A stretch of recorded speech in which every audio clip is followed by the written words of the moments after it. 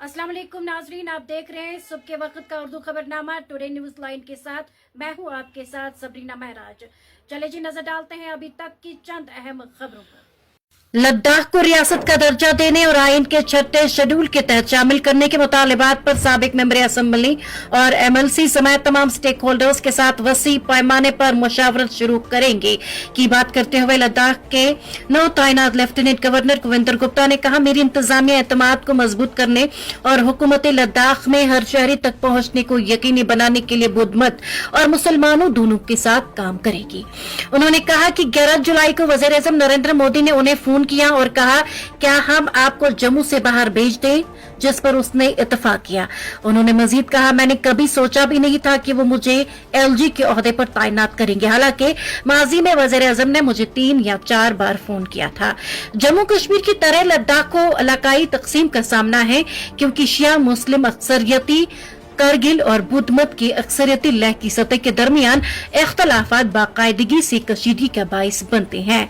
हालांकि देर से दोनों खित्ते मुत्तहिद होकर रियासत का दर्जा देने और लद्दाख को 6 शेड्यूल के तहत लाने का मुतालिबा कर रहे हैं।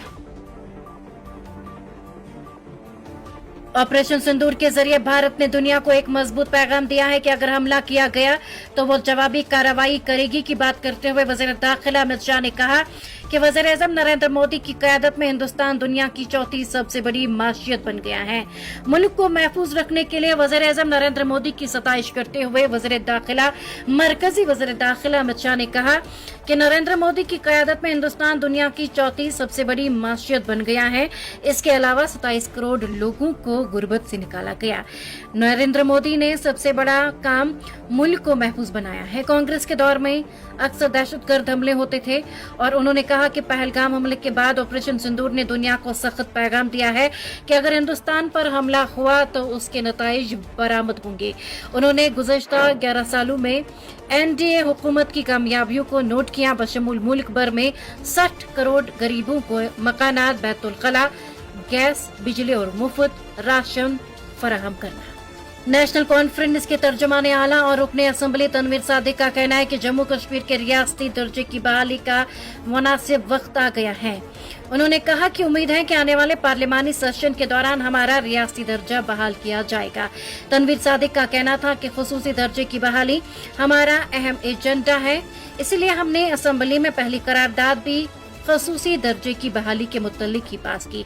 उनका कहना था, हिज़्ब इख्तिलाफ के लीडर ने वज़ीर-ए-आज़म को चिट्ठी लिखी है, हम उनके शुक्रगुजार हैं, इस पर जल्द से जल्द कार्रवाई होनी चाहिए। तनवीर सादिक ने कहा, मुझे लगता है कि रियासती दर्जे की बहाली का अब मुनासिब वक्त आ गया है। अवामी हुकूमत का भी 1 साल मुकम्मल हुआ है। अदालत उज़्मा का भी हुक्म है कि वज़ीर-ए-आज़म और वज़ीर दाखिला का भी वादा है, इसमें अब मजीद ताखीर नहीं की जानी चाहिए।